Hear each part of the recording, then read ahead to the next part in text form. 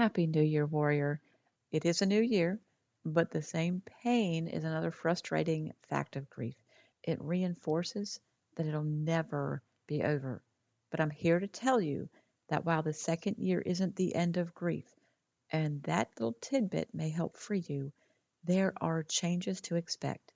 If this is, in fact, a second year for you, or if it's the second month, it's important for you to listen today to know what to expect in your second year of grief. This is not all flowers and rainbows, but it should give you hope. Hey, friend. Welcome to the Grief to Great Day podcast. Do you feel like you're going crazy? Is the shower the only place for you to really cry? Are you surrounded by people, but you still feel all alone? Do you want to be the you were before your loved one died, but you have no idea how to get there? I'm Steph Cabanis, Southern by choice, wife, turtle triathlete, Jesus follower, and fellow traveler in the journey of grief. I too struggled to breathe, questioned God and my faith, and thought I would never be happy again. But God took my brokenness and He turned it into a breakthrough.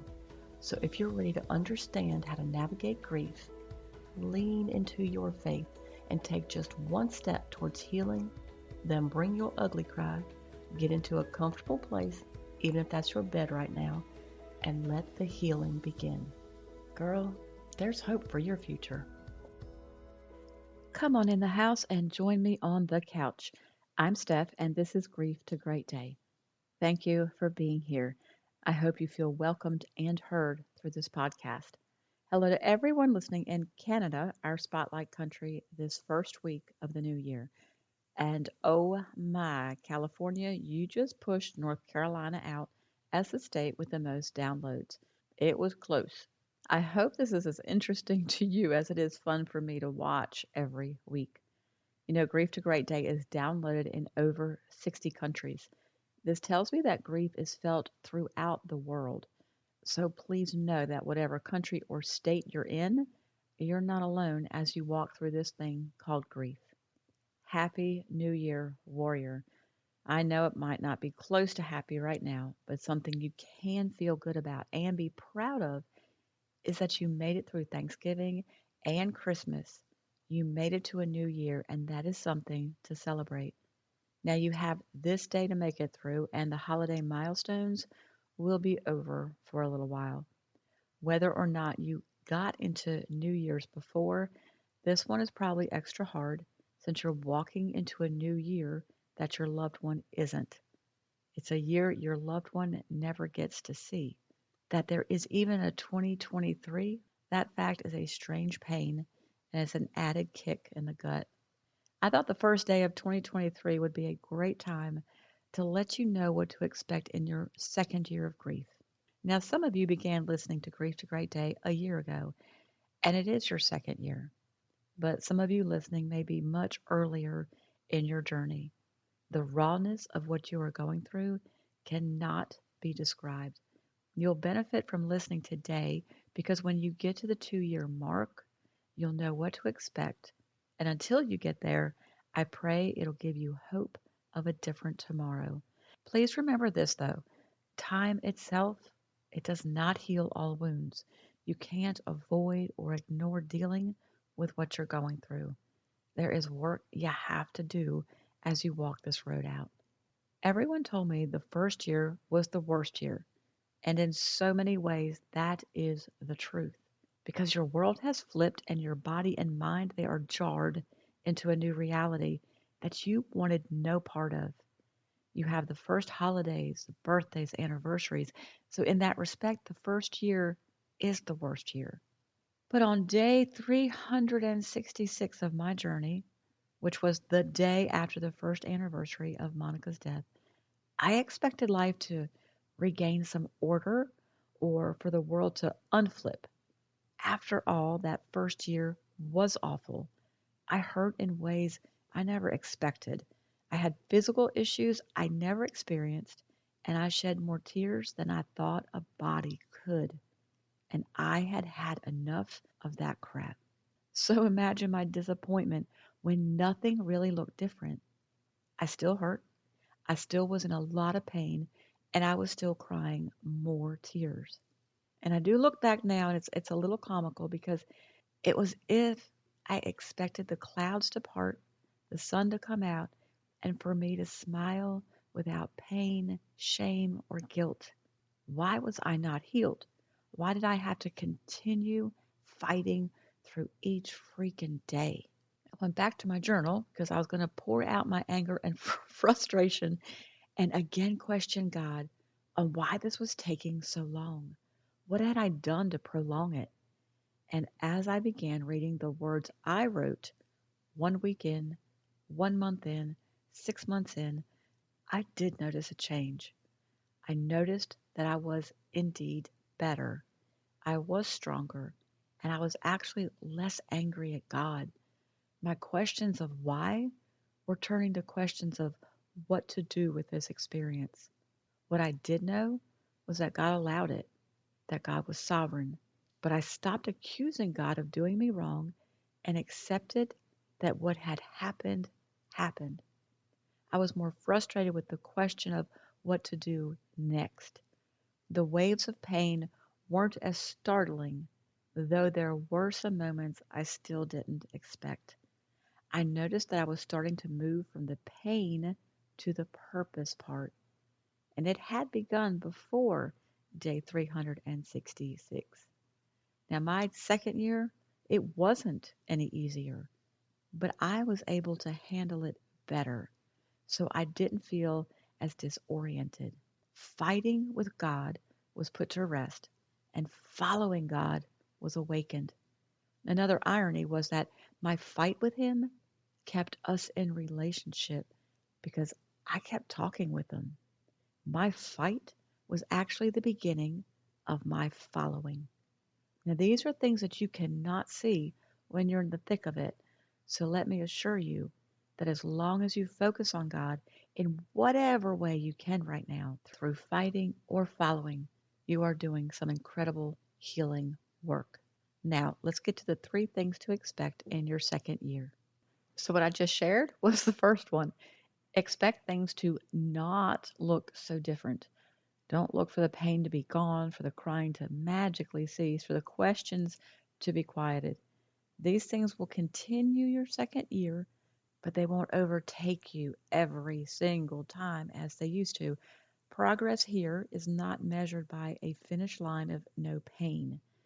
Progress here is measured by a good day, by 2 good days in a row, by more good days than bad in a week, and so on. Number 2, expect less help. Usually after the first 6 weeks from the time your loved one dies, your support wanes as people get back to their lives. It's a blessing to be surrounded during that twilight zone time, but it's just not sustainable for people. Don't be upset when friends and family aren't as available because it's not that they are abandoning you, they just have to return to the lives that they were already living. Now, in the first 6 months, your support becomes almost non existent. Again, not because people don't care, but over time, they begin to think that you are better and don't need it. So here you need to be vocal. You need to share when you are struggling and be as specific as you can with what you need. This is not selfish. It's just a great way to save you and your friends frustration.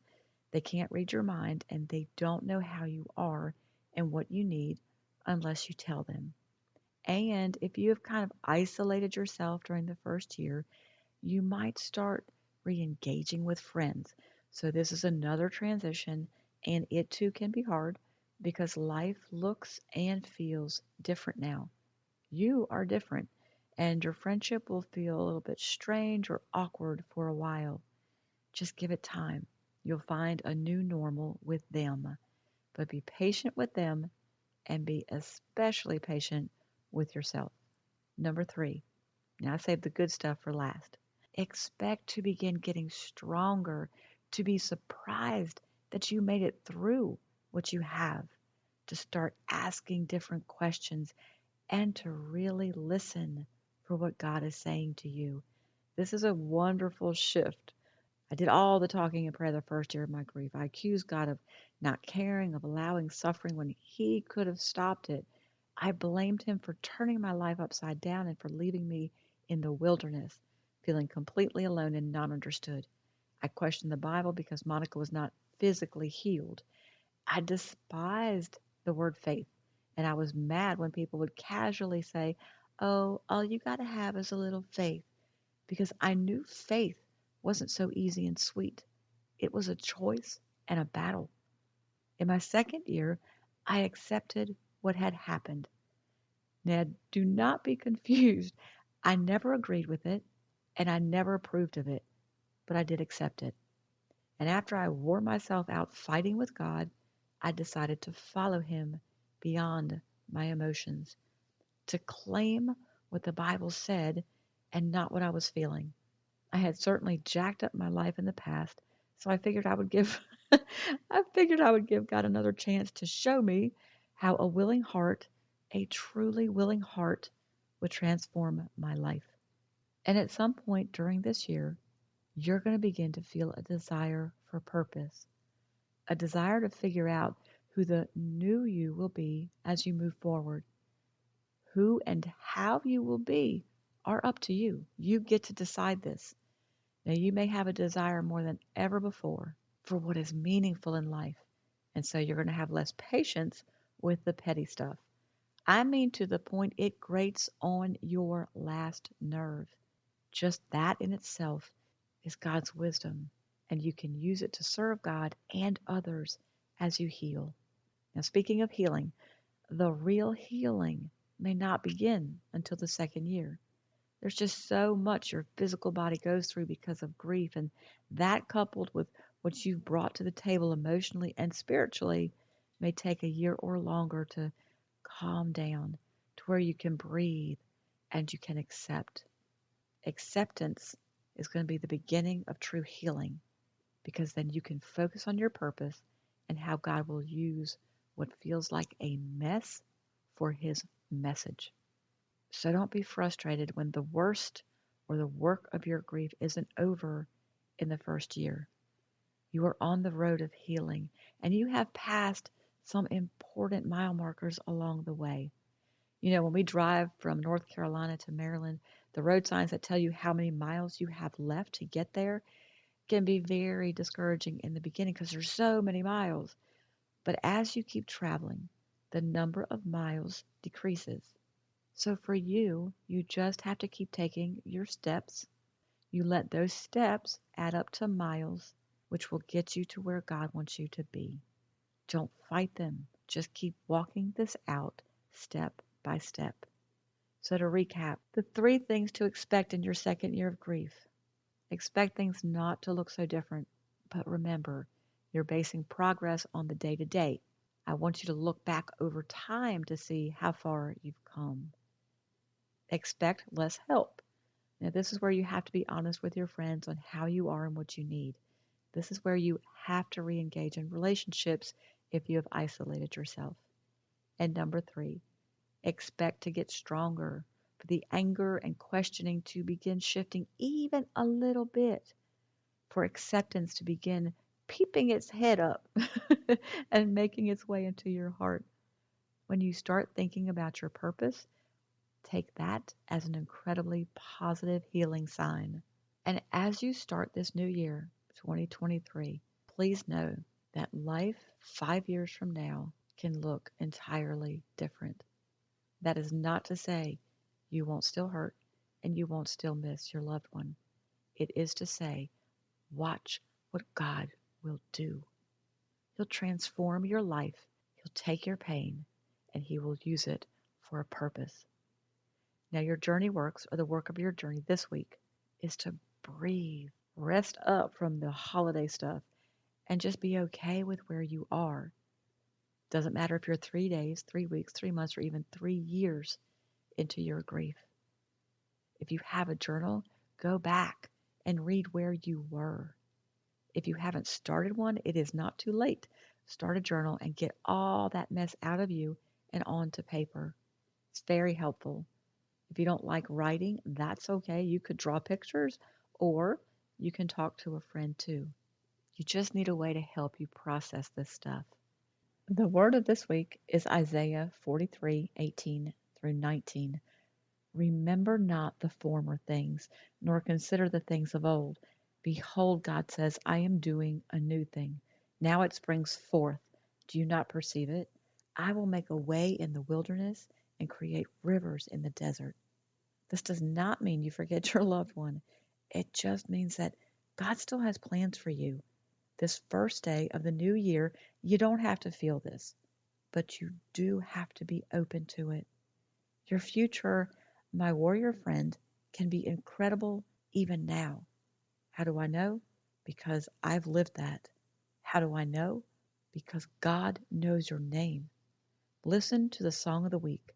He knows you. He knows the number of hairs on your head. You are His own. So, what won't He do for you?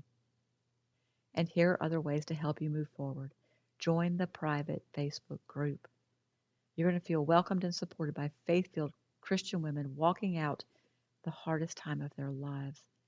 This group provides a place where other Christian women get it, and they will support you in a way those around you cannot. Next, if you're ready to put action behind your desire of healing, purchase the What to Do After the Loss of a Loved One workshop. Don't put this off until tomorrow. Take this brave step now. You'll do one section weekly over 4 weeks. It's like a support program. I want you to have time to digest and implement. The workshop gives you direction and action steps towards your healing. This is what you need in your first year or if you feel stuck. Thirdly, if you don't have a church home, visit my church, opendoorchurch.com. Links to everything you need are in the show notes. In the meantime, remember, God holds your future. He was with you in 2022, and He is with you in 2023. And keep on coming back to the house, keep sitting on the couch, and keep taking those steps, however small, slow, or ugly, towards your healing. Thank you for being here today, for showing up. If this podcast has given you hope, encouragement, or helped you in any way, share it with a friend, either in a text or on your social platforms. Also, please subscribe, rate, and leave a written review on iTunes. It's a huge blessing for me to know that you're out there. Lastly, and this is important, you are not alone. Connect with me on the Grief to Great Day website, the link is below, and sign up for our free newsletters. I want to be able to pray for you by name. Remember, grief isn't something you're going to get over, but a great day is something you can get to.